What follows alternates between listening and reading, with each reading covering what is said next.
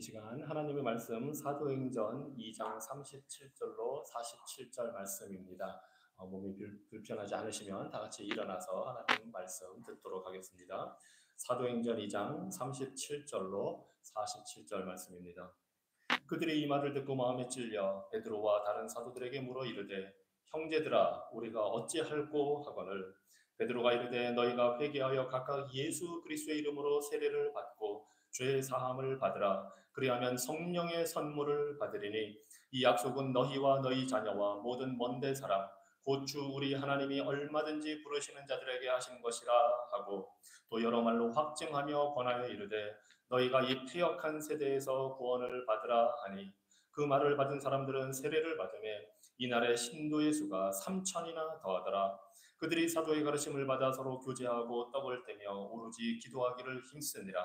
사람마다 두려워하는데 사도들로 말미암아 기사와 표적이 많이 나타나니 믿는 사람이 다 함께 있어 모든 물건을 서로 통용하고 또 재산과 소유를 팔아 각 사람의 필요를 따라 나눠주며 날마다 마음을 같이하여 성전에 모이기를 힘쓰고 집에서 떡을 떼며 기쁨과 순전한 마음으로 음식을 먹고 하나님을 찬미하며 또 온 백성에게 칭송을 받으니 주께서 구원받는 사람을 날마다 더하게 하시니라. 아멘.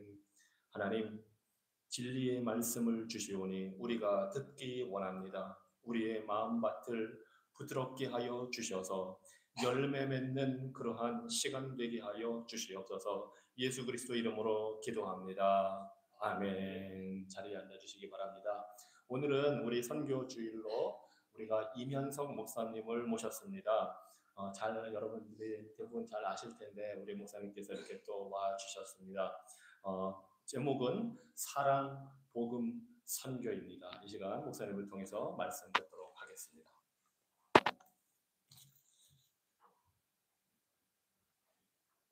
할렐루야. 네, 새해 복 많이 받으십시오. 네. 여러분들 아침 또는 브런치 드시고 오셨습니까? 네. 사실 우리가 잘 먹어야 일도 잘한다 이런 말이 있지 않습니까?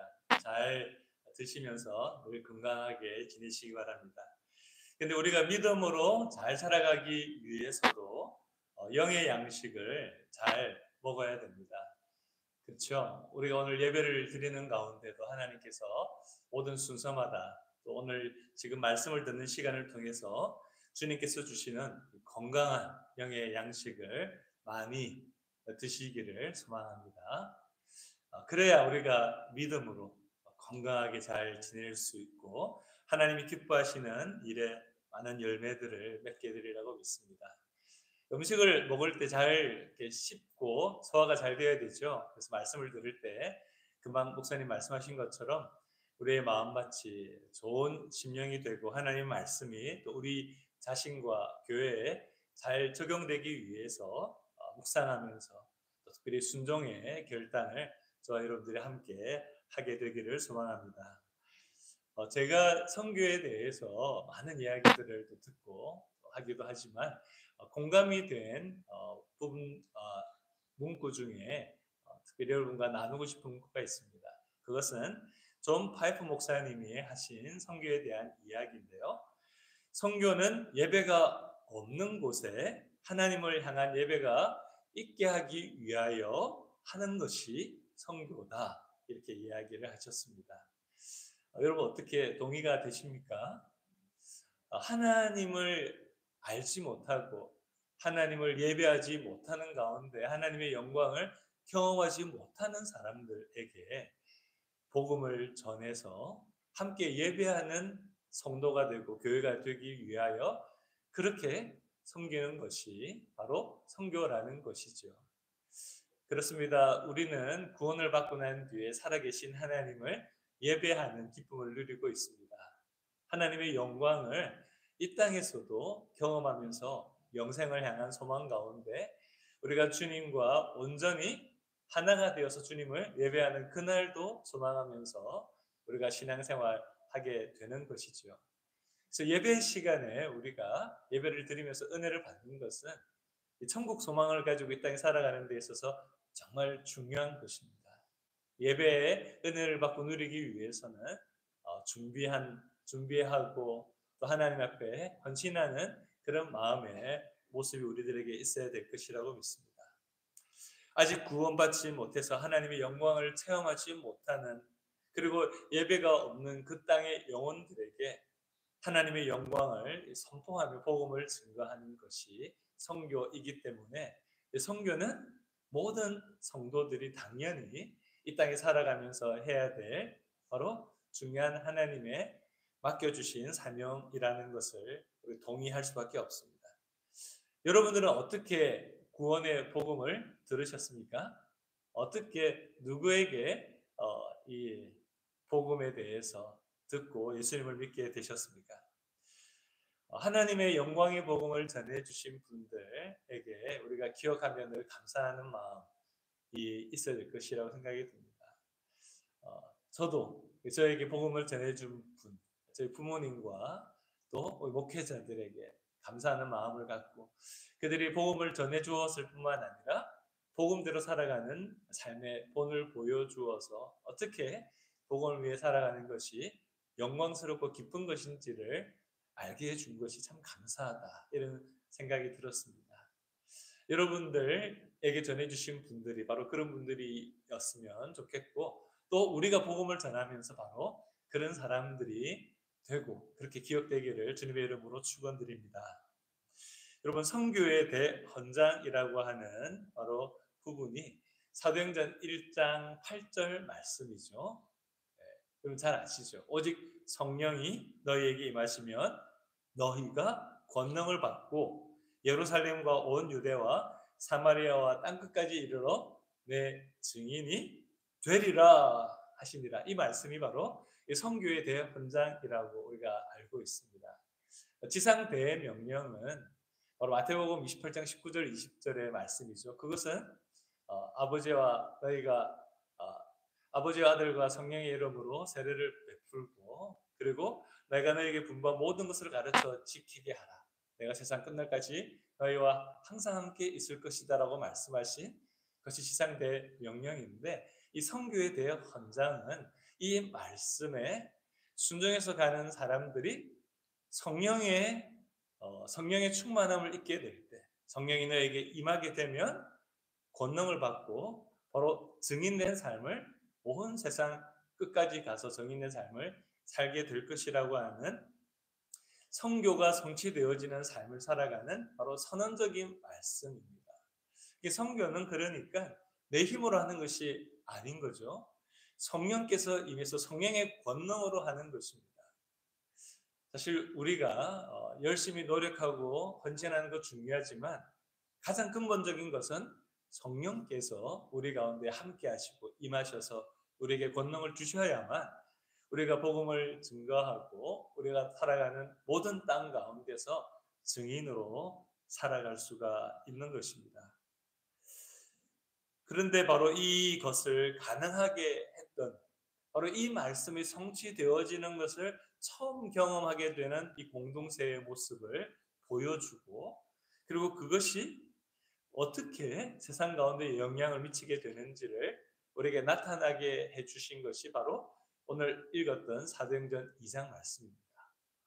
그렇게 되면 선교가 가능한 것이구나. 아니, 나도 선교를 잘 못하고 우리 교회들도 선교가 잘 안 되는 것 같은데 어떻게 하면 선교가 이루어지는지를 보여준 것이 바로 오늘 사도행전 2장의 말씀이라는 것입니다. 이 교회를 우리가 주로 예루살렘 초대 교회다 이렇게 이야기를 하죠. 모든 길은 로마로 통한다, 이런 이야기들이 있습니다. 사도행전에 일어나고 있는 놀라운 이 복음의 전파는 바로 로마 제국이 건설한 그 도로를 통해서, 또 해로를 통해서 세계 곳곳으로 연결되어지는 그 망을 통해서 복음을 전했던 바로 그 역사를 사도행전에서 우리가 보게 됩니다. 여러분, 로마 제국이 어떤 나라입니까? 강력한 역사 속에 있었던 제국이죠.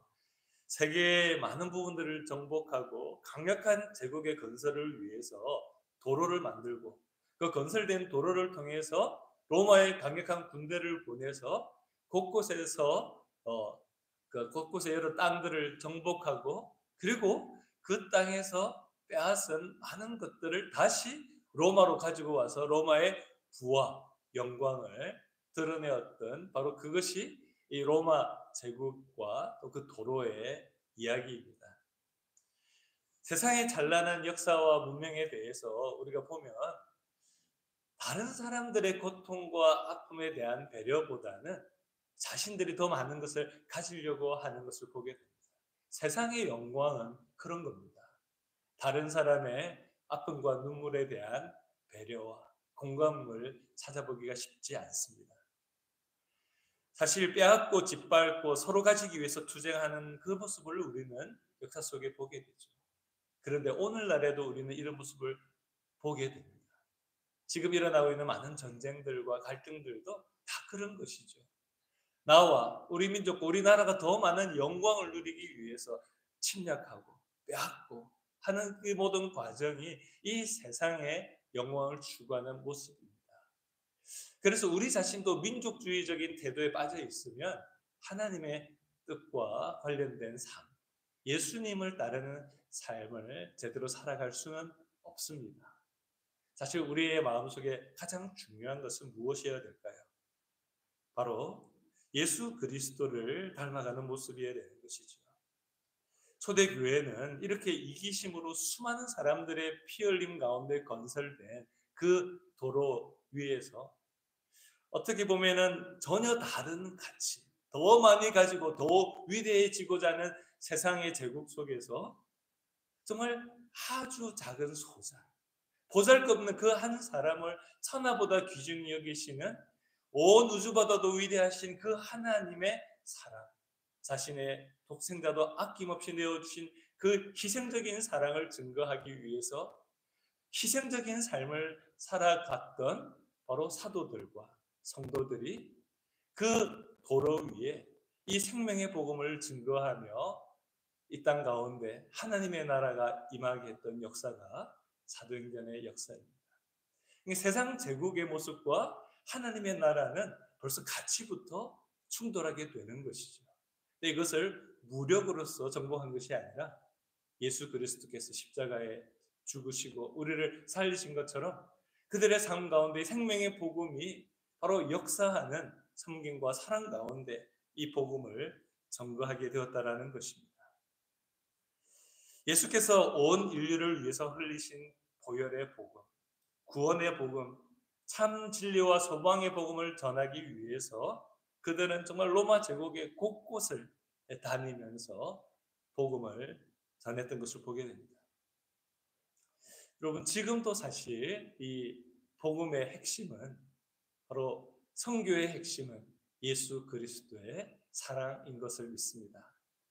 오늘 말씀에 주님께서 주신 바로 지상 대명령, 이 선교가 선교의 대헌장이라고 우리에게 주어졌던 1장 8절이 구체적으로 어떻게 이제 시작되어진가를 보여주면서 교회와 성도들은 바로 그것에 주목하고 바로 이런 모습이 될 때 선교는 자연스럽게 하나님께서 함께 하시는 그런 놀라운 역사가 된다라는 것입니다. 오늘 말씀을 보니까 어떻게 그것이 시작되고 있습니까? 우리가 뭐 사도행전 2장 전체 내용들을 보면 좋았겠지만 오늘 읽었던 본문에도 보면 이 교회의 모습이 시작되기 전에 사도 베드로의 어떤 설교의 뒷부분을 우리가 보게 되죠. 성령이 임한 사도 베드로, 그리고 함께 기도했던 120여 명의 성도들이 성령 충만한 가운데 대표로 베드로 사도가 복음을 전하는 그 상황 속에서 그들이 그 복음을 듣고 난 뒤에 수많은 사람들이 했던 반응이 무엇이었습니까? 마음의 찔림을 받고 회개하는 것입니다. 참다운 회개를 통해서 예수님의 은혜로 살아가는 삶이 시작되어지는 것이죠. 교회에 오면은 이득 있고 너희들이 잘 살겠다라는 꼬드김으로 교회 오게 한 것이 아니었습니다. 생명의 복음이 예수 그리스도를 통해서 어떻게 우리에게 주어졌는지를 구약의 말씀과 그들이 행한 그 구체적인 사건들을 통해서 자신의 죄를 직면하고 하나님 앞에 회개하도록 했던 것이 바로 선교의 시작이었다라는 것이죠. 여러분, 참다운 회개 없이 하나님의 자녀가 될 수가 없습니다. 그리고 당연히 예수님의 제자도 될 수가 없습니다. 우리가 이기적인 마음이나 두려움에 떨면서 예수님의 증인된 삶을 살아갈 수도 없습니다. 그러나 성령이 임하시면 우리의 옛자를 깨뜨릴 수 있는 권능이 임하는 것이죠. 그렇게도 변화되지 않았던 나의 모습이 성령이 임하시니까 나의 꽁꽁 얼어붙은 마음을 녹이고 그리고 옛자를 깨뜨리면서 하나님께서 원하시는 그 길을 향해서 걸어가는 사람이 되는 것이죠. 내게 주신 예수 그리스도의 그 사랑, 나를 변화시키시고 나를 구원하신 그 사랑을 증거하는 사람으로 바뀌게 되는 것입니다. 여러분, 우리들 가운데 성령의 권능이 임하셨습니까? 성령께서 우리들 가운데 임하기를 소망하는 기도는 모든 그리스도인들에게 그래서 필수적인 것이죠.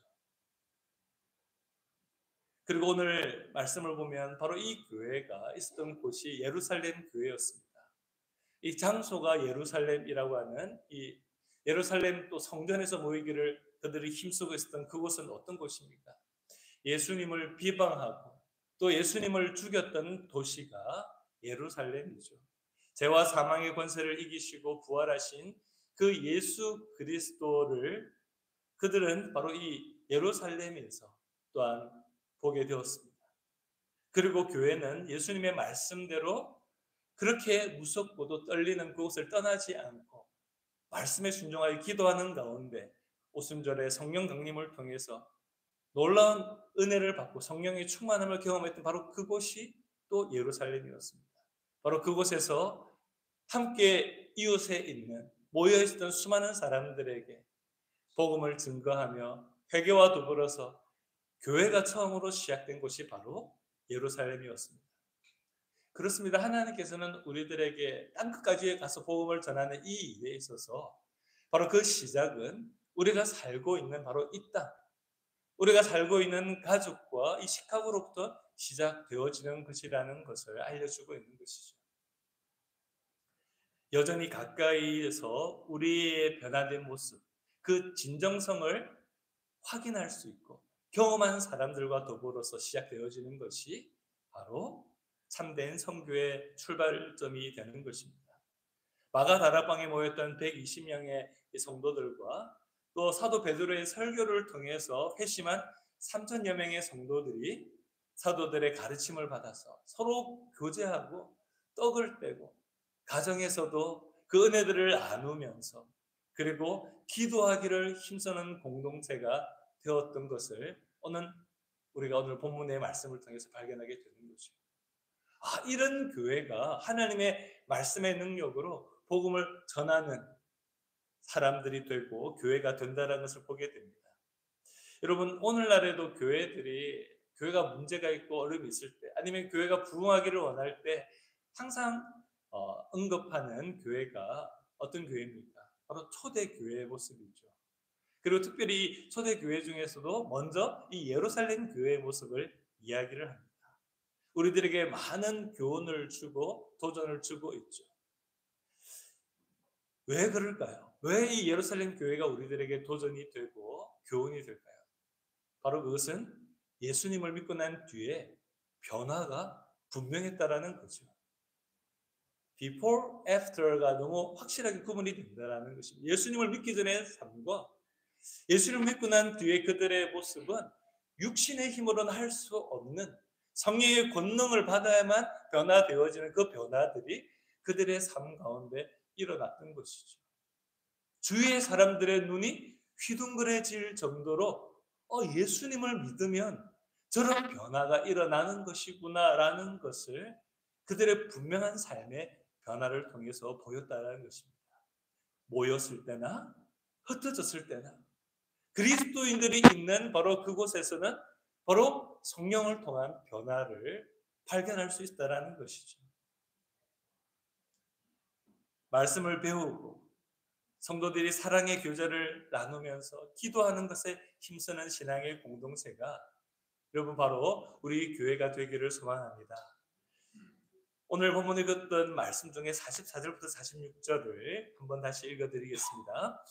믿는 사람이 다 함께 있어 모든 물건을 서로 통용하고 또 재산과 소유를 팔아 각 사람의 필요를 따라 나눠주며 날마다 마음을 같이하여 성전에 모이기를 힘쓰고 또 집에서 떡을 떼며 기쁨과 순전한 마음으로 음식을 먹고. 이게 예루살렘 교회의 모습이었습니다. 그들은 말씀을 통해서 하나님 주신 은혜를 받고 난 뒤에 과거처럼 살면 안 되겠구나라는 것을 분명히 알게 된 것이죠. 어떤 것인가요? 더 이상 나 중심적인 삶을 살면 안 되는 것이구나.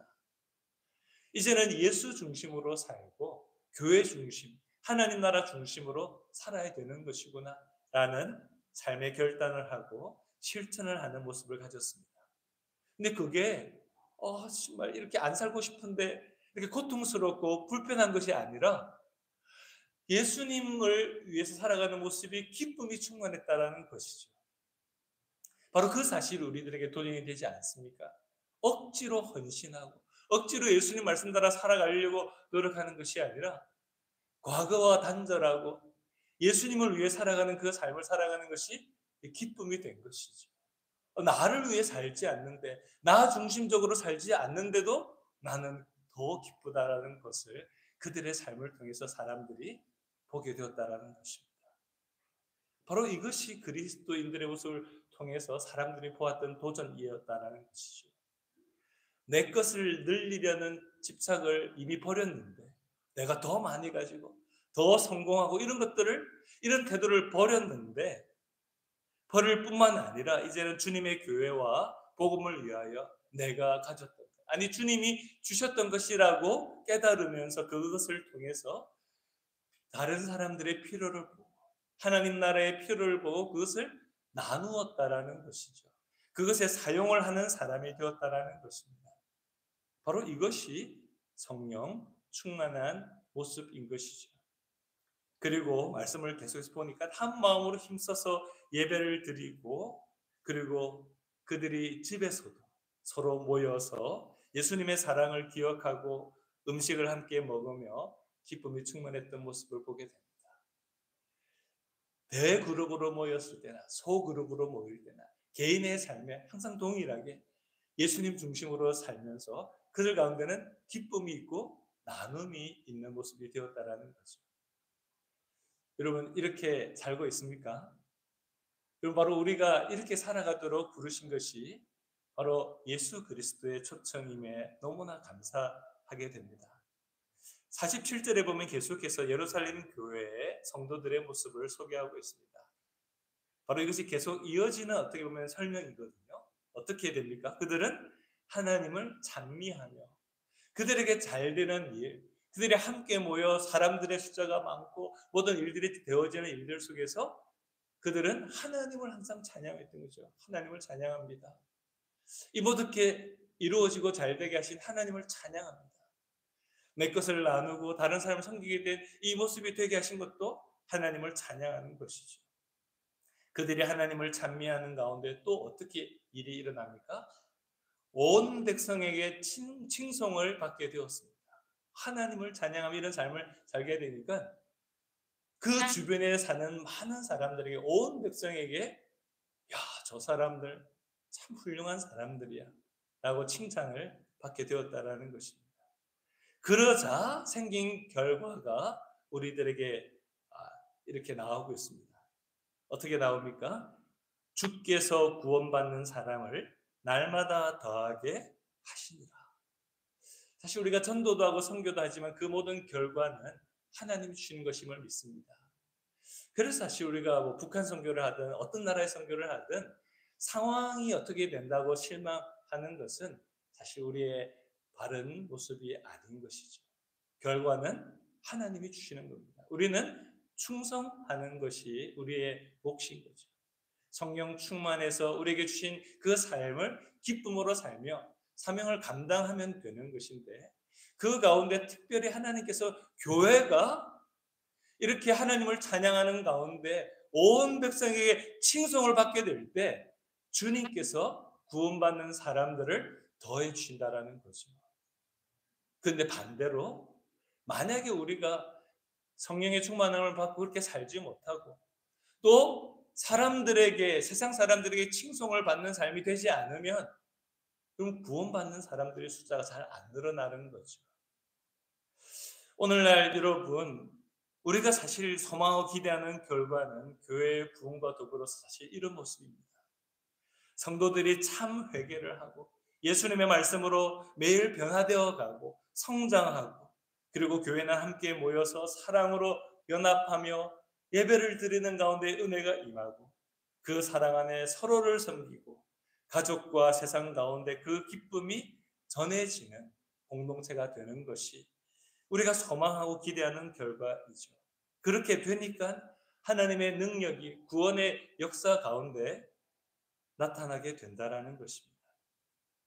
예수님께서 선교 파송을 제자들에게 이미 하셨던 본문이 요한복음 17장에 나오죠. 요한복음 17장 18절에도 보면 이렇게 이야기를 하고 있습니다. 아버지께서 나를 세상에 보내신 것 같이 나도 그들을 세상에 보내었다 이야기하시죠. 이 땅의 1호 선교사는 사실 예수님입니다. 하나님으로부터 하늘나라로부터 이 땅에 오신 거죠. 우리를 구원하기 위해서 선교사로 직접 오신 예수님. 그분이 제자들을 세상에 보내시면서 이렇게 이야기를 합니다. 그들을 위하여 내가 나를 거룩하게 하오니 이는 그들도 진리로 거룩함을 얻게 하려 함이니라. 거룩한 삶이 성도로서 선교사로 살아가는 데 너무 중요하다는 거죠. 그러면서 내가 비옵는 것은 이 사람들만 위함이 아니요 파송받는 제자들만 위하는 것이 아니라 또 그들의 말로 말미암아 나를 믿는 사람들도 위함이니 즉 그 이후에 예수 믿게 되는 모든 사람들을 위해서 예수님이 이렇게 기도하고 있습니다. 아버지여 아버지께서 내 안에 내가 아버지 안에 있는 것 같이 그들도 다 하나가 되어 우리 안에 그들도 우리 안에 있게 하사 세상으로 아버지께서 나를 보내신 것을 믿게 하옵소서. 아버지 안에 함께 하면서 그들이 연합하여 하나가 된 모습 나를 보내시고 나를 사랑같이 그들도 서로 사랑하는 그 모습을 보면서 세상이 그들이 나의 제자인 줄 알게 되는 것이라고 성경은 우리들에게 말해주고 있습니다. 한마디로 이 내용이 뭡니까? 교회가 성삼위 하나님의 연합과 사랑을 본받아서 서로 사랑하는 가운데 선교하면 세상이 하나님을 보게 될 것이라는 거죠. 아, 성삼위 하나님은 이런 분이시구나. 그 하나님을 나의 구주로 믿고 살아가는 사람이 된 공동체는 바로 저렇게 변화가 되는 거구나 라고 사랑의 복음을 알게 되는 강력한 통로로서 이제는 선교하게 된다라는 것입니다. 그렇습니다. 선교가 바로 우리 자신의 변화로부터 시작된다라는 것을 우리는 뼈저리게 보게 되는 거죠. 선교사님들이 겪게 되는 제일 큰 문제가 무엇인지 아십니까? 뭐 사람마다 다르게 이야기할 수 있겠죠. 저는 이제 정말 세계 곳곳에 있는 많은 선교사님들과 또 특별히 북한 선교사님들을 계속 오랫동안 만나면서 선교사님들이 겪게 되는 문제는 재정적인 문제나 또 복음을 전하는데 선교 사역이 잘 안 되거나 또 건강상의 문제나 그런 것이 사실은 더 중요한 문제는 아니었습니다. 더 중요한 문제는 무엇인가 하면 내가 사랑하기가 더 어려워진다는 거죠. 내가 선교하는 대상을 위해서 내가 그 선교지까지 왔는데 선교지에 있는 영혼들을 사랑하는 거룩한 사랑을 계속해서 유지하기가 어렵다는 거죠. 얼마나 말 안 듣습니까? 그렇죠? 우리도 말을 잘 안 듣지만 선교지에는 더 어렵겠죠. 그러니까 말 안 듣는 사람 보면 믿지 않습니까? 믿고 마음의 상처를 받고 이게 예수님의 사랑으로 계속 복음을 전해야 되는데 미운 거예요. 복음을 전하면서도 믿고 그리고 이것이 잘 되지 않는 것이 그렇게 마음에 늘 짐이 되는 우리 선교사님들의 어려움을 듣게 되었습니다. 그렇습니다. 우리의 마음이 바로 이렇게 서로가 성령 충만하도록 함께 모여 기도하게 될 때 교회는 하나님의 살아계심과 그 사랑을 세상에 보게 해주는 통로가 될 것입니다. 반대로 사랑하지 않고 서로 다투고 분열하면 교회도 세상과 똑같이 소망이 없는 곳이라고 한탄하는 소리를 듣게 되는 것이죠. 찬송가 503장은 바로 이런 사실을 과거와 또 지금 우리들에게도 알려주고 있습니다. 찬송가 가사가 이런 가사입니다. 세상 모두 사랑 없어. 세상 모두 사랑 없어. 이 찬양 아시죠? 냉랭함을 아느냐. 곳곳마다 사랑 없어. 탄식 소리뿐일세. 악을 성케 만들고 모든 소망 이루는 사랑 얻기 위하여 저들 오래 참았네. 곳곳마다 번민함은 사랑 없는 연고요. 스근하게 손을 펴고 사랑받기 원하네. 어떤 이는 고통과 근심 걱정 많으나 사랑이 없는 까닭에 저들 실망하다. 어떤 사람 우상 앞에 복을 빌고 있으며 어떤 사람은 자연 앞에 사랑을 요구하도다. 먼저 믿는 사람들 예수 사랑 가지고 나타내지 않으면 저들 실망하겠네. 기갈 중에 있는 영혼 사랑받기 원하며 아이들도 소리질러 사랑받기 원하네. 저들이 소리 들을 때 가서 도와줍시다. 만민 중에 나가서 예수 사랑 전하세요. 여러분 세상의 모습을 보면 이런 모습이 여전히 있지 않습니까? 작년 2024년 통계를 보면 세계 인구 중에 미복음화된 인구의 비율은 27.8%였습니다. 아직까지 너무나 많은 사람들이죠. 그 인구는 22억 5,887만 명 정도에 해당된다고 합니다. 이 사람들이 아직까지 예수님의 복음을 듣지 못한 거예요. 그리고 최근 선교 상황을 몇 년 동안 보면 이 자연재해와 이 전쟁이 점점 더 많이 일어나고 그 정도가 심하면서 수많은 사람들이 자신의 고향과 나라를 떠나게 되는 그런 난민들이 많아졌습니다.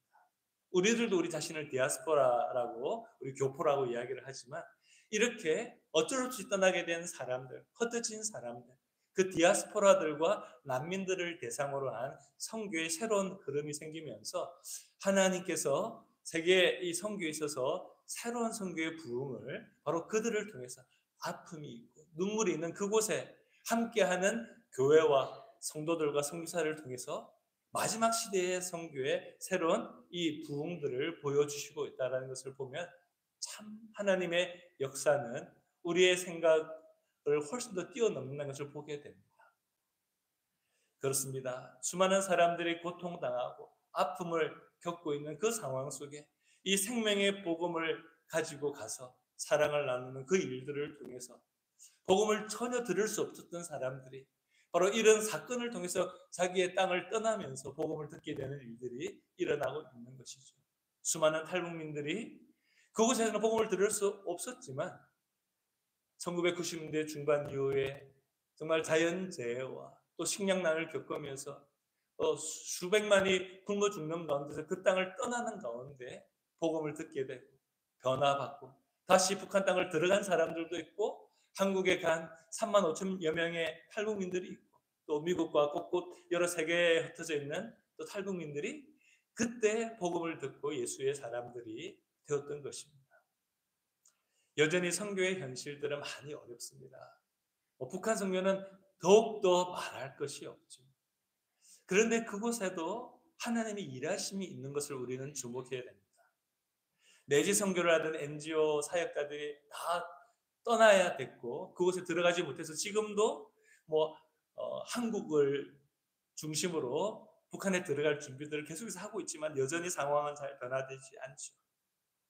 그런데 하나님께서 복음을 그 땅에 주셨던 일들 중에 북한에 예수님을 믿고 변화되고 또 지혜를 주셔서 돈을 벌게 된 그런 성도들이 있습니다. 일명 돈주라고 하는 사람들 중에 해당되어지는 사람들이 그들이 장마당에서 가난한 사람들에게 장사를 하는 가운데 그 장사를 하는 사람들에게 이야기를 해서 꽃제비 같은 사람들에게 무료로 또는 음식을 주게 하고 또 그들을 비밀리에 따로 만나서 복음을 전하는 그런 일들이 있는 것이죠. 얼마나 많은 그 일들이 일어나는 줄 우리는 다 알 수 없지만 분명하게 그런 일들이 있었던 간정들을 그 사건들을 우리가 확인하게 됩니다. 그리고 지금도 연결된 또 지하교회 성도들의 가정이 어려운 가운데 있기 때문에 정말 극심한 고통과 감시 속에 있는 그들에게 또 어렵게 그 가정을 지원하는 사역들도 있고 해외에 나와 있는 북한 사람들에게 비밀리에 복음을 전하는 일들을 이미 그곳에 있는 다른 해외 선교사님들과 협력해서 그 밖에 공식적으로 나와 있는 북한의 주재원들이나 일꾼들, 노동자들에게 복음을 전하는 일들을 또 진행하는 선교사님들과 단체들이 있습니다. 중국에 팔려간 북한 여성들이 그곳에서 복음을 듣고 일명 평강공주라고 하는 그분들이 자신의 가정 속에서 자신을 학대하는 남편을 사랑으로 섬기는 가운데 그 가정에 변화가 일어나고, 그리고 가족과 자녀들에게 존경을 받고, 그리고 간증을 하는 일들을 지난 해에도 계속해서 그 편지들을 보면서 하나님의 역사는 여전히 있는 것을 보게 됩니다. 지금도 세상에 들리는 이야기들을 보면 얼마나 시끄럽고 정신이 없습니까?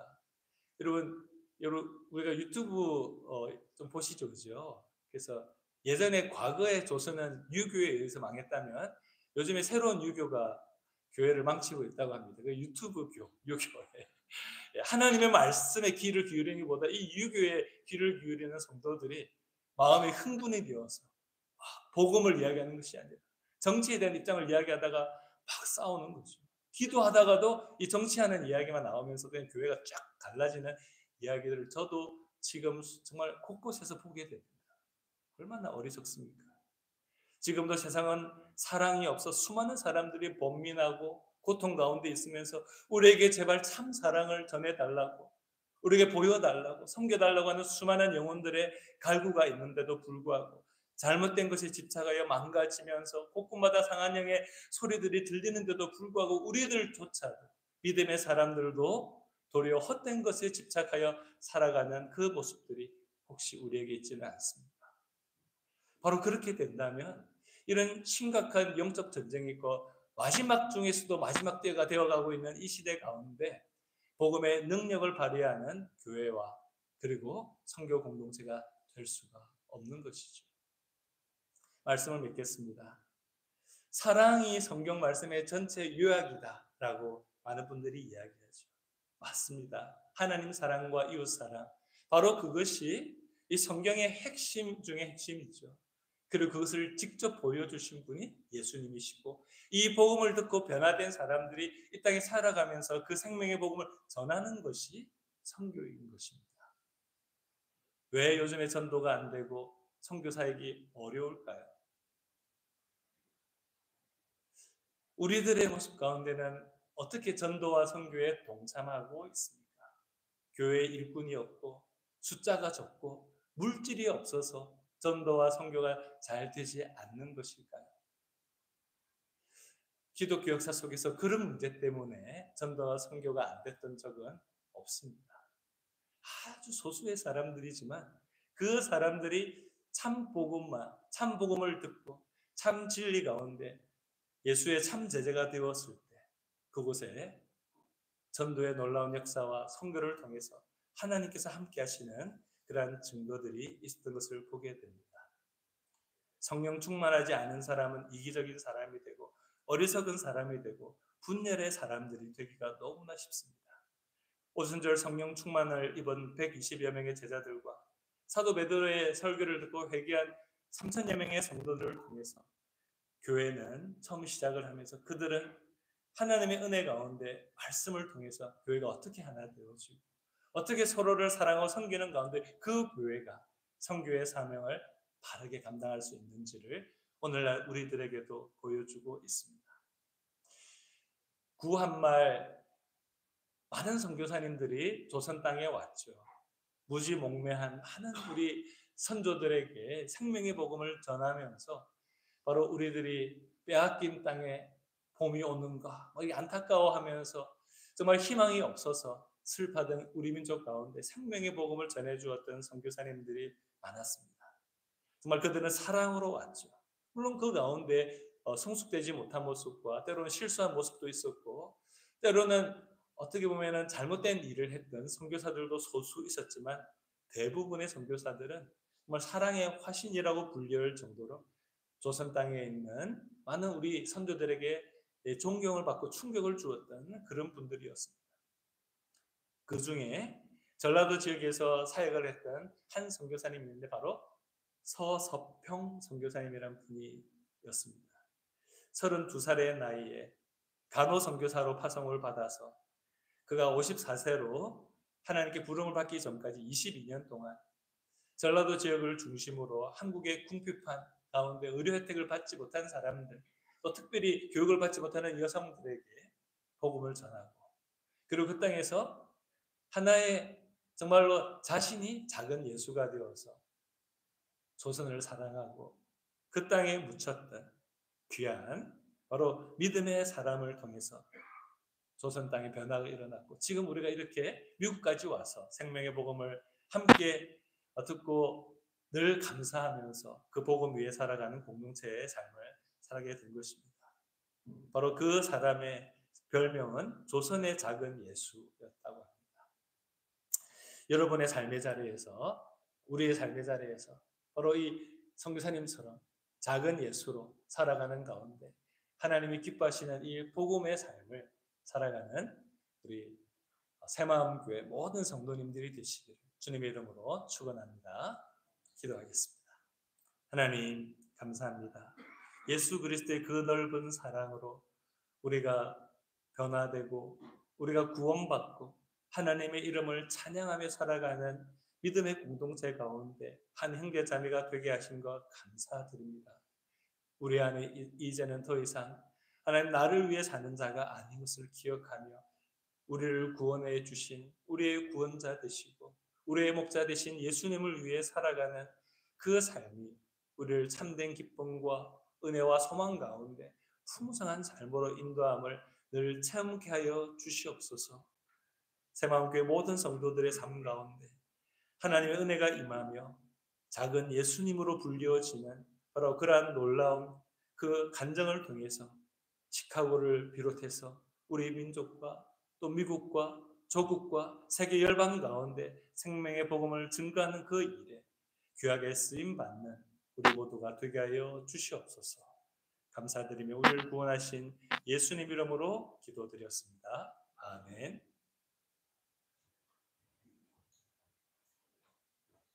귀한 말씀 전해주셔서 감사합니다. 우리 새마음교회가 2024년에 선교부를 구성해서 기도하면서 2025년부터 우리가 후원할 선교지를 물색하고 준비를 했었습니다. 그래서 우리 선교부의 강성로 장로님, 황혜숙 권사님, 장희찬 집사님, 이선희 권사님, 그리고 박경옥 권사님이 거의 매달 모여서 함께 기도하면서 이제 후보를 우리가 추천을 받고 기도하면서 결정을 했습니다. 그래서 오늘 우리가 네 군데의 선교 후원지를 여러분께 소개해드리고 선교 우리가 헌신하는 시간을 갖도록 하겠습니다. 2025년 올해 우리가 후원할 선교사님들입니다. 이영호 선교사님, 아리조나 투바시티에서 원주민을 대상으로 사역을 하고 계십니다. 그리고 이태용 선교사님, 중국을 대상으로 선교하시고 계시고, 우리 이제 오늘 오신 이면성 목사님, 북한 선교, 그리고 김정진 선교사님이 중앙아시아에 있는 키르기스스탄을 섬기고 계십니다. 이분들 네 분을 우리가 이제 2025년에 후원을 하게 됩니다. 한 분 한 분 조금 더 구체적인 정보를 좀 드리자면, 이영호 선교사님은 말씀드린 대로 이 인디애나에 있는 그 원주민들을 아리조나에 있는 원주민들을 섬기시는데 우리가 이제 그동안에 그 뉴스레터도 받고 하면서 그 받은 정보를 바탕으로 간략하게 좀 정리를 했습니다. 이용호 선교사님이 주로 하시는 사역이 목회 사역, 당연히 말씀을 증거하시는 사역이고요. 그 다음에 장마당 사역이라고 해서 이 원주민들 모이는 그곳에 가서 무료로 침을 놔줘서 치료도 하고 성경을 배포하고 하는 그 문서 사역을 하고 계십니다. 그리고 방과후 학교로 무술 지도 사역을 지금 하고 계시고 또 동영상 사역을 통해서 성경 공부를 인도하고 계십니다. 이영호 선교사님입니다. 그리고 두 번째로 이태용 선교사님, 중국에서 현재 사실 중국에 들어가지는 못하시고 마카오를 거점으로 해서 이 사역을 하고 계십니다. 그래서 그곳에서 하시는 사역이 가정교회 사역자들을 양성하는 일, 그리고 중국에 있는 이슬람권을 대상으로 하는 이슬람권 선교사들을 훈련시키는 일, 그리고 아까 이제 우리 이명성 선생님도 말씀해 주셨는데 탈북 여성 중에 중국에 정착해서 중국인들과 결혼해서 사는 이 가정들이 그곳에서 예수 그리스도의 복음을 믿고 정착해서 살면서 복음을 증거할 수 있도록 하는 그 사역을 지금 하고 계십니다.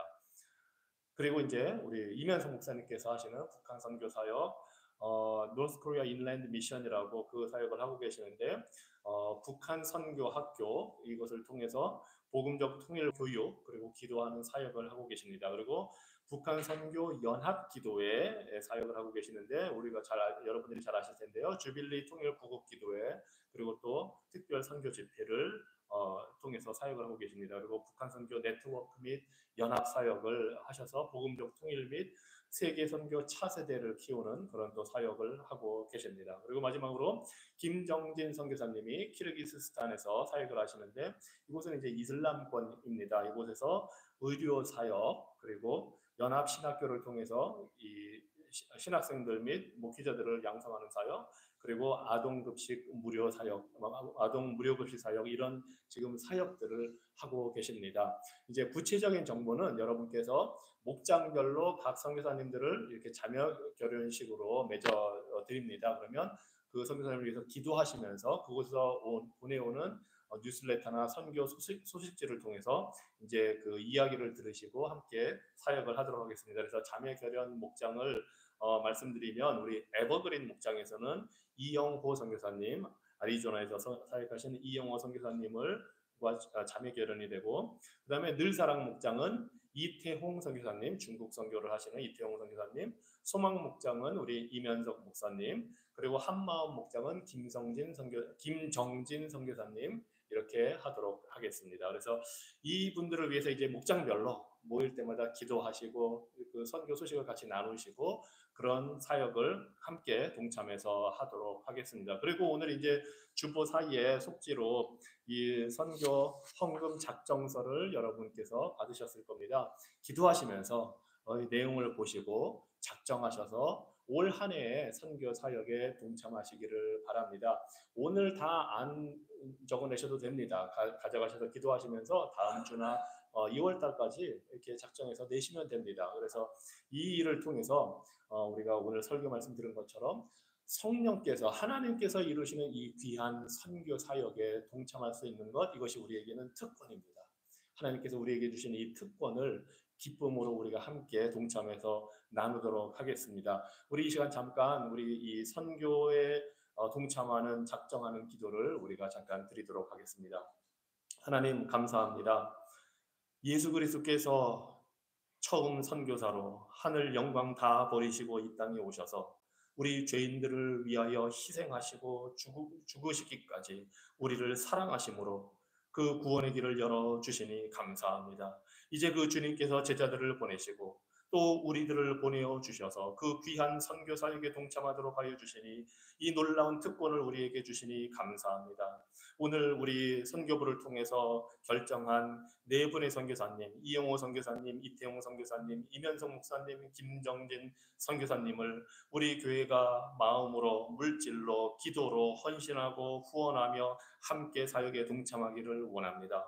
하나님, 우리 성도들이 하나님께서 주신 모든 것에 감사함으로 작정하고 기도하고 후원하기로 결심할 때에 하나님 기쁨이 넘치게 하여 주시고 넉넉히 주시는 하나님의 은혜에 보답함으로 우리가 감사함으로 주님께 영광 돌리는 그러한 삶이 될 수 있도록 우리들을 사용하여 주시옵소서. 예수 그리스도 이름으로 기도합니다. 아멘. 우리 다 같이 일어나셔서 찬송가 497장 주 예수 넓은 사랑 함께 찬양하시겠습니다. 그리고 찬양 후에 이면석 목사님께서 축도해 주시겠습니다.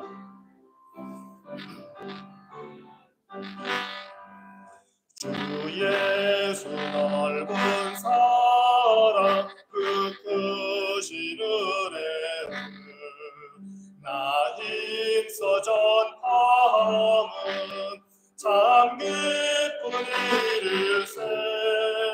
주 예수 복된 말씀 생명과 진리요 내 맘에 갈급함을 다 채워주시네. 예부터 전한 말씀 주 예수 크신 사랑 나 항상 전파하기 참 기뻐하도다. 3절 찬양합니다. 이 말씀 들은 사람 또 듣기 원하고 목말라 사모하니 그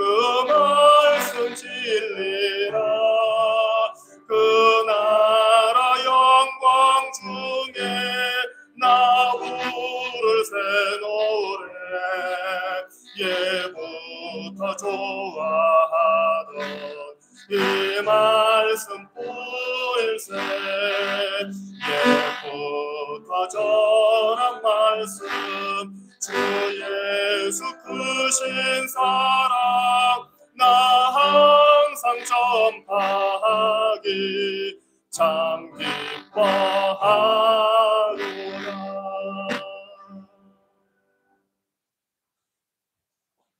기도하겠습니다.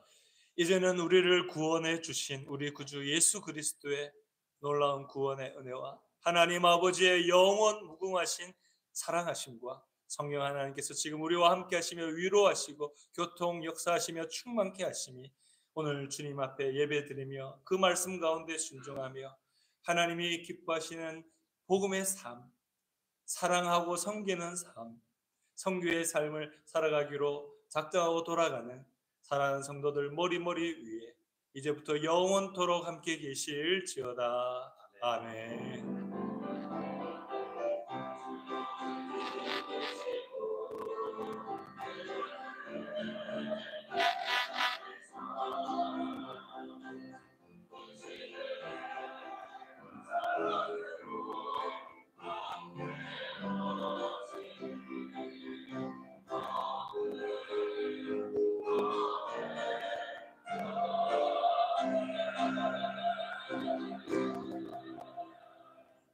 자리에 앉아주시기 바랍니다. 오늘도 우리 함께 예배에 동참하신 분들을 주님의 이름으로 환영합니다. 예배 후에 친교 시간에 함께 모이셔서 함께 식사를 나누시고 친교를 나누시기 바랍니다. 오늘 특별히 이렇게 말씀 전해주신 우리 이명수 목사님 감사를 드립니다. 자주 이렇게 뵙게 되어서 정말 기쁩니다. 예. 그리고 아까 말씀드린 대로 오늘 나눠드린 이 선교 작정 헌금은 헌금만 작정하시는 것은 결정하셔서 이렇게 이제 전달해 주시면 되겠습니다. 그리고 이제 매월 마지막 주일은 친교 식사가 따로 없습니다. 그날은 우리가 좀 주님이 주신 쉼을 누리고 그 안식일로서 우리가 쉬려고 합니다. 그래서 다음 주일은 예배 후에 식사가 없으니까 기대하지 마시고 다른 플랜을 가지고 오시기 바랍니다. 그리고 그때 뭐 여러분끼리 각자 가족별로 목장별로 모이셔서 하는 건 상관은 없습니다. 하지만 우리 교회 전체적인 식사는 매월 마지막 주는 없다는 것을 기억하시기 바랍니다. 그리고 이제 남성 제자 훈련이 2월 9일 주일에 재개됩니다.